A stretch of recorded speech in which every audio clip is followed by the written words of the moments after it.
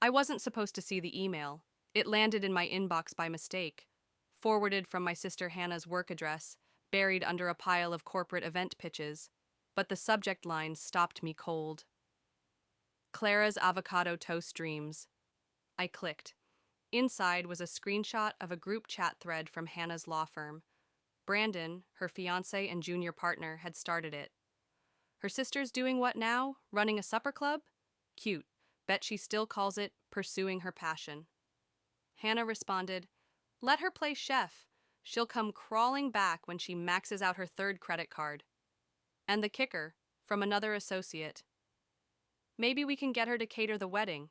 Discount family rate?" I stared at the screen, my jaw tightening. 5 years of silence, of distance I had chosen, and this is how they still saw me. As a walking cautionary tale, a punchline in group chats. I deleted the message, but the words burned. Let me back up. I'm Clara Mitchell. I'm 29. And once upon a time, I was the Mitchell family disappointment. In Greenwich, Connecticut, Mitchell means something. My parents, Jonathan and Eleanor, weren't just wealthy. They were important. Our holiday parties made it into local society columns. Our address was historic. Our Ivy League legacy was non-negotiable.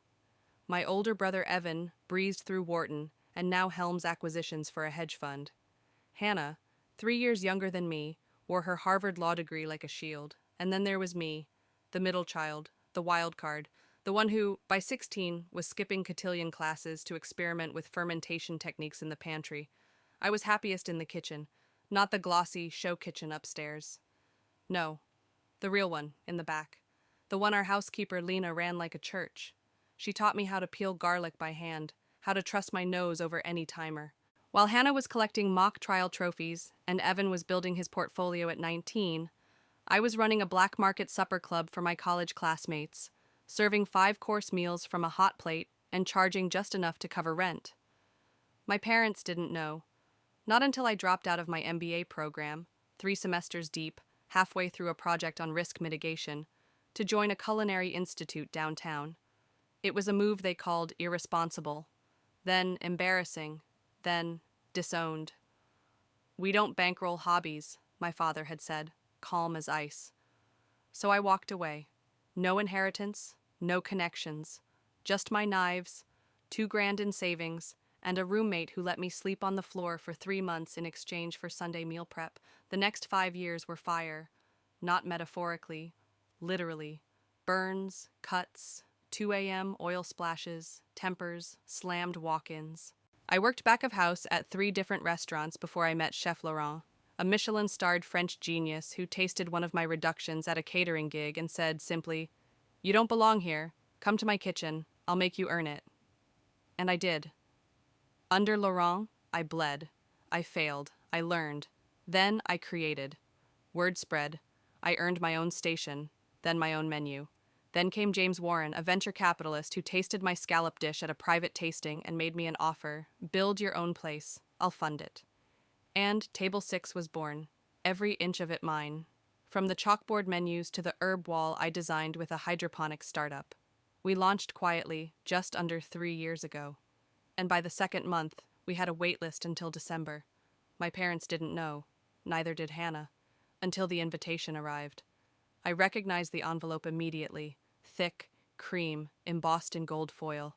"You are cordially invited to celebrate the engagement of Hannah Mitchell and Brandon Locke. Location, Table 6. The irony? Chef Clara Mitchell wasn't listed anywhere on the invite. They didn't even realize whose dining room they had rented out. They'd chosen the city's most exclusive restaurant because it looked good, never once guessing their black sheep owned it. I could have outed myself in that moment, but I didn't. Because part of me wanted to see what they'd say when they thought I was still just a caterer. Dinner's in 5 days. Let the show begin. If you've ever been overlooked despite giving everything you had, type 1 in the comments. Your story matters. The first dish she insulted was mine. Of course, she didn't know that. "Is this the whole thing?" Hannah scoffed, eyeing the single amuse-bouche, a beet sphere infused with ginger foam and topped with a sliver of citrus salt. "It's called an amuse-bouche," I said evenly from across the table. "A palate opener." Hannah rolled her eyes. I know what it is, Clara. I've eaten at 11 Madison, not a food truck. My mother tensed, already sipping her champagne too quickly, while Brandon leaned over to sniff the bite like it might bite him back. Not bad, he declared. But they overdid the foam. That trend is like 2017. I smiled tightly. He didn't realize that the foam he just mocked was designed to balance the acidity of the beet base. I had developed it during a 3-week testing series, and our diners raved about it. Still, I said nothing. My plan required patience. It was surreal sitting there, at the center table of my own restaurant, watching my family dissect the tasting menu I'd spent years perfecting, all while assuming I was just helping out, or connected to the staff somehow. My mother, in her signature pearls and powder blue silk, finally addressed me directly. "So, Clara, what are you up to these days? Still working in food?" I nodded slowly. "Yes, quite a bit, actually." "Still in catering?" she asked with a soft smile, the kind that barely masked condescension. "Or are you working front of house now?" "Various roles," I replied. Evan, my brother, chuckled. "She's probably hosting." Clara was always good at smiling under pressure. It wasn't a compliment, it was a reminder. 5 years ago, I'd walked out of our family's marble foyer with nothing but a duffel bag. Now I was back in their world, and they still couldn't see it, but the kitchen could. Miranda, my chef de cuisine, passed by discreetly and gave me a brief nod. José, our sommelier, paused with the wine and raised an eyebrow. Did I want him to acknowledge me? I shook my head ever so slightly. Let them keep believing. They tore through the first course, a microgreen salad with blood orange vinaigrette, like it owed them money. "These leaves are bitter," Hannah muttered, pushing her plate. "And the oranges are... meh." Brandon wiped his mouth and leaned toward me. "You know, our firm actually represents a couple hospitality tech groups. One of them pitched a restaurant performance tracker, AI software to monitor line cooks. I bet a place like this could use some efficiency." I set down my fork. "AI that tracks kitchen staff?" "Yeah," he grinned. "Real-time feedback. Cuts labor cost." I stared at him. Brandon didn't know I had rejected that exact contract 3 months ago, because it would have violated my staff's privacy and created a toxic surveillance culture. He looked proud of himself. "You should connect me with the manager. I know people who could optimize the back end here." I took a sip of my wine. "You know a lot of people, Brandon." He nodded. "It's why we get things done." I didn't bother correcting him. Then came the turning point. The bill. Marcus, my floor manager, approached our table with the sleek black folder. He placed it delicately in front of my father, who, by instinct, reached for it. Brandon intercepted with a too smooth smile. "Please, Richard, let me, my treat tonight." My father made a token protest, but let him. Brandon opened the folder, and his expression flickered. Then again. His brow furrowed. He looked up, trying to hide the calculation behind his smile. "Excuse me," he said, raising a hand toward Marcus. "There's a mistake." "Sir," Marcus said, composed as always, "you've only charged us for wine. Where's the food line item?" Marcus looked briefly at me. I gave the smallest nod. "There's no error, sir," he said calmly. "The dinner portion has been taken care of." "By who?" my father asked, his voice rising. Marcus turned and smiled, really smiled, for the first time all night. "By Miss Clara, the owner." The silence hit like a thunderclap. Brandon's mouth opened, then closed. My mother set down her fork with a clink. Evan looked confused. "You what?" I met their eyes, one by one. "I own table 6, I said. "I'm the executive chef, and tonight, you've been dining in my home." My sister's champagne flute slipped and rolled across the tablecloth. My mother's hand flew to her pearls. Brandon blinked. "Wait, you... what?" I stood slowly. "And as for the AI tracking system? If your firm keeps pushing illegal surveillance into kitchens, I'll be happy to go public with the reports I declined to sign. I kept copies. You should know that before your next pitch." He paled. Have a wonderful evening, I said, stepping away. If you've ever hidden your success just to see who would still respect you, type 2 in the comments. Let's talk truth. Brandon knocked over his wine glass. It shattered across the marble floor of table 6, staining the pristine white linen with a violent splash of red. No one moved. No one spoke. Not even Hannah. I'm sorry. What did you just say? My mother asked, her voice thin as crystal. I said, I repeated, each word deliberate. I own this restaurant, and tonight, you've been eating food you've spent the last 2 hours mocking, food I created, in a space I built, from the ground up. My father looked stunned, like someone had unplugged his sense of reality. That's not possible. This place, this caliber, it's been in magazines. I read about the chef. Clara Mitchell, I said, stepping back into my own name with pride.